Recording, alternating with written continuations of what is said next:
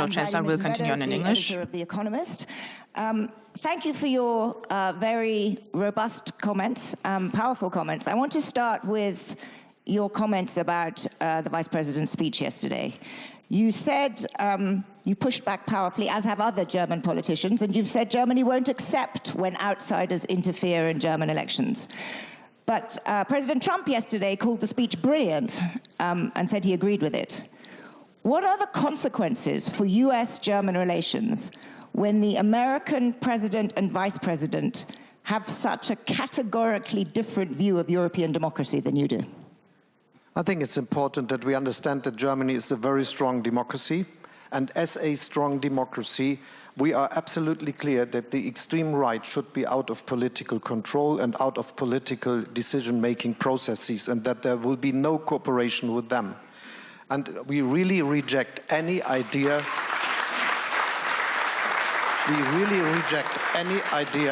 of cooperation between parties, other parties, and these extreme right parties. I think there is a strong consensus between all relevant parties in Germany that they won't do so. I hope this will last and continue. But it is absolutely sure and necessary to say it is not others to give us the advice to cooperate with these parties which we are not working with for good reasons, especially when looking to the history of our country. Do you think there was anything in the Vice President's speech worth reflecting on?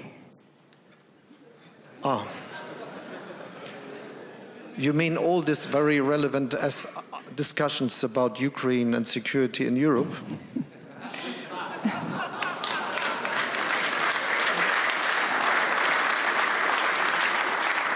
I think you've answered my question, but I mean it somewhat seriously. Was there anything in that speech which was a broadside against many aspects of Europe that you think is criticism worth reflecting on?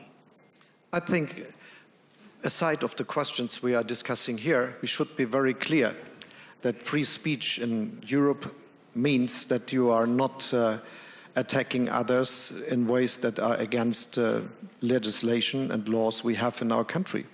And that's the case. There is no difference between the digital world and the analog world, to say it like this. And we have to be very clear that hate and all this, which is so bad for our societies, should be not the reality of public debate. Thank you. Let's turn to the subjects that I think you hoped the Vice President would address yesterday.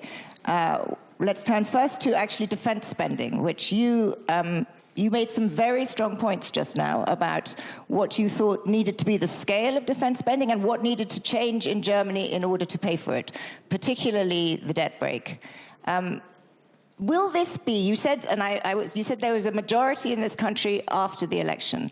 Does that mean you think it should be a condition of any coalition agreement that there should be a reform of the debt brake?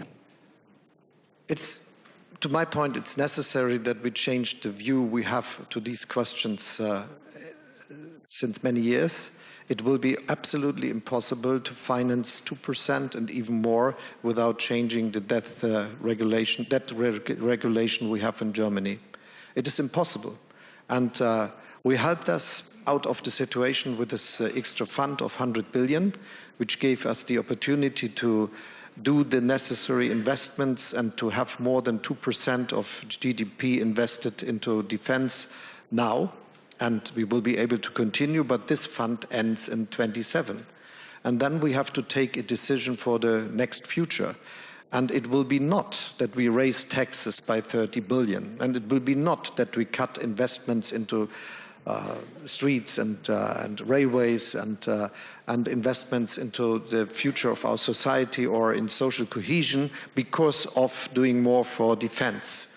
So it is absolutely clear that without a change in the view of looking at this debt regulation, we wouldn't be able to fulfill the request of 2%, and even we wouldn't be absolutely unable to do more.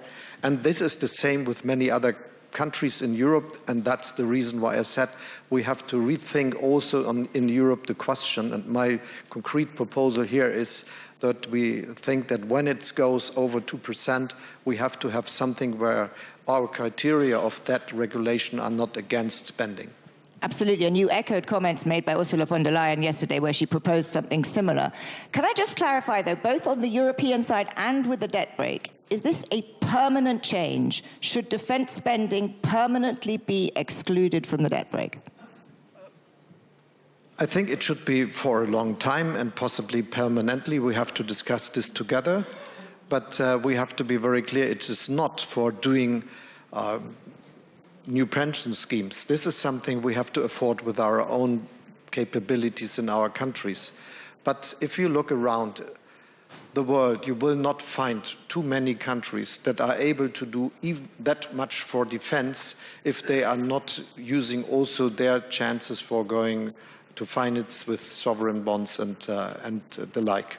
And so it is absolutely necessary that we are clear on this question. And I'm really, really a bit disgusted that we have, especially in my country, but also in other places, the idea that it's something which we will be able to do just in a way.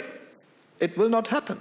If we are not serious, if we are not honest with the people, telling them that spending more for defense will mean that we have to increase also the debt we have, we will not succeed, and it is then something we wouldn't do. And that's the reason why so many countries in Europe did not fulfill the 2% criterion, why they were not able to do it without acting against the cohesion of their own society. And I can tell you, I spoke with many leaders in Europe, and when behind the door, when the doors are closed, they are absolutely clear. If I would do this, I would have no chance to convince my public.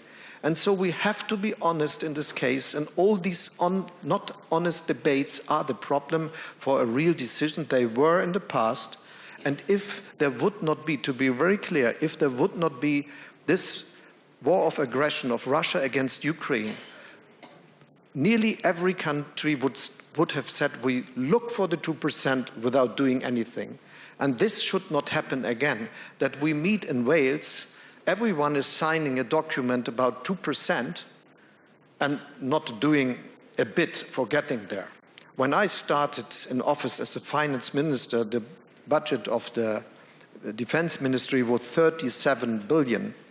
Now it is, together with the extra fund, nearly 80, together with the defense spending and other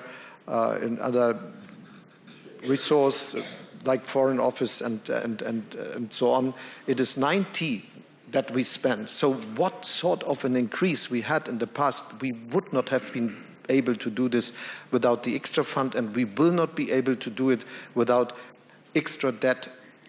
And we have the chance for doing so. Just tell this. Everyone in G7 has a debt to GDP ratio of over 100%, but Germany. We are going down to 60. United States are above 120. Italy is above 140. Japan is above 200 something.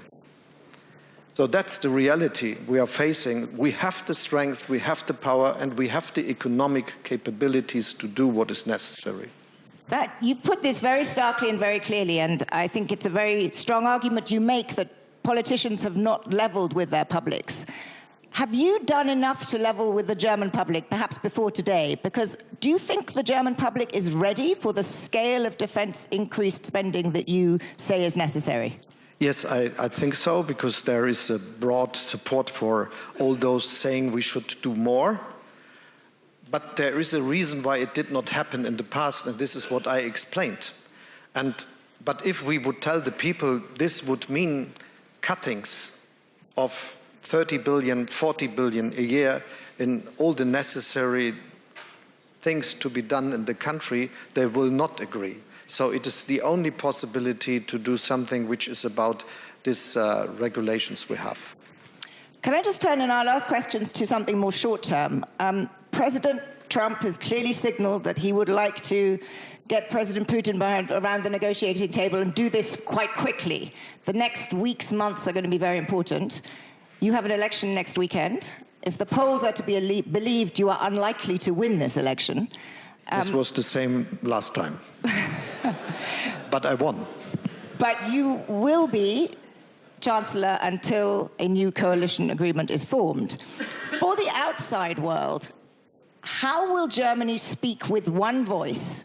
How will Germany be a credible partner in the coming weeks and months if there is no clarity around what the next government will be, or indeed what their positions will be? How will you ensure that you can be the leading voice in Europe in the next weeks and months? This is a long tradition in Germany, that the cooperation, even between parties that are fighting against each other in elections, is strong enough that we always look at our country and how we represent it in a situation like this. So I have no doubt that we will be able to act with a broad consensus in Germany. So you will be working together to ensure that you have an... We did all the time, and why should this not be the case again? And so I'm very sure. Yeah, it's just that this is a particularly delicate time with particularly consequential decisions being made. But this is one of the achievings of the German constitutional framework, where we learned our lessons from the Weimar Republic. We have a very strong government that always is able to act, and we have a broad consensus between the democratic parties about the need of transatlantic partnership, of peace and security in Europe, so that I think that we will be able to do all what is necessary with a sort of consensus that also gives the legitimacy for what you can do.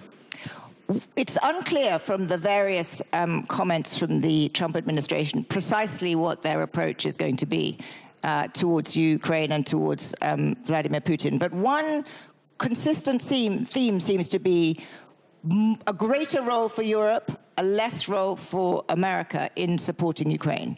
If they take the radical end of that, which is really pulling back from any American support, is Germany, in particular, and Europe willing and able categorically to step up? I do not understand the United States administrations in this direction. So even what we heard from the defense minister, what we heard from many others, and also from the president, is that they will continue to support Ukraine.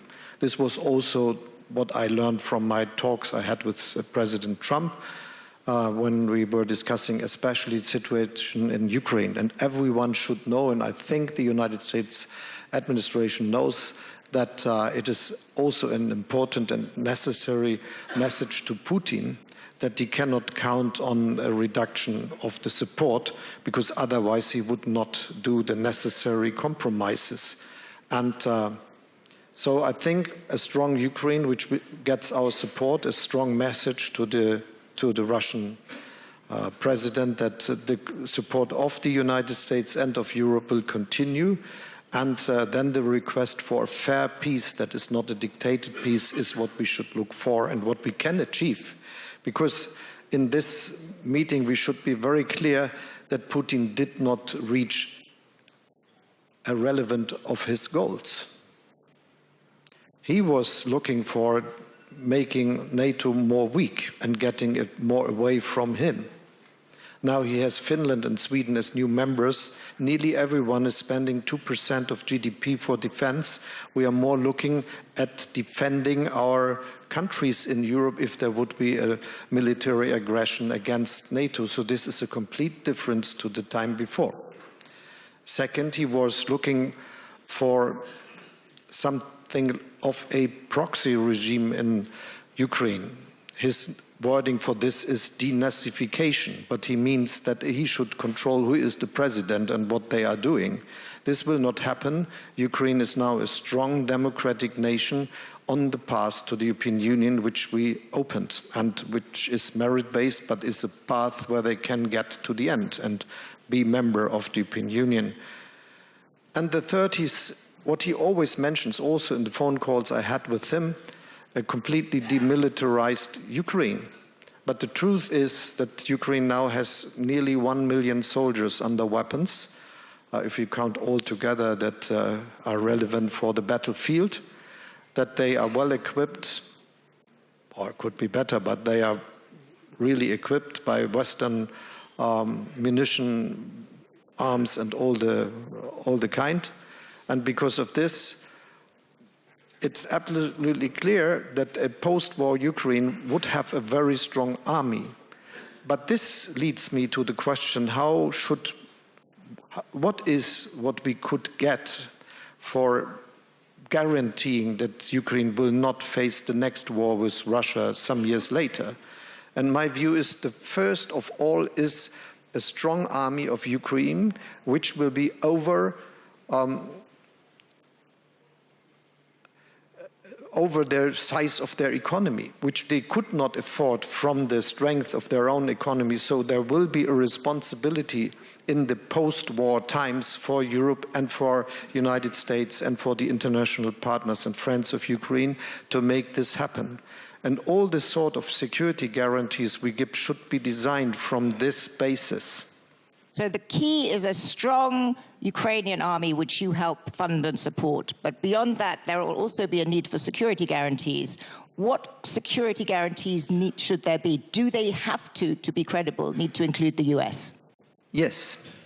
And this is the basis of NATO, that we do always the same things. And I will be very clear that all this must continue to be the basis for what we are deciding, that there is not a split security between the United States and the European partners, and that we are always involved. So we felt involved when there was this aggression against the United States and went to war in Afghanistan as partners. That's one of the cases where we worked together. And this must be always the basis for what we do, that it is clear that if there is an aggression against soldiers of European states in Europe, it is also the question of the United States. So we should always do the same. This is the basis of NATO and our strengths, and for making Russia clear that they cannot split us. That's very clear. Chancellor Olaf Scholz, thank you very much indeed. Thank you.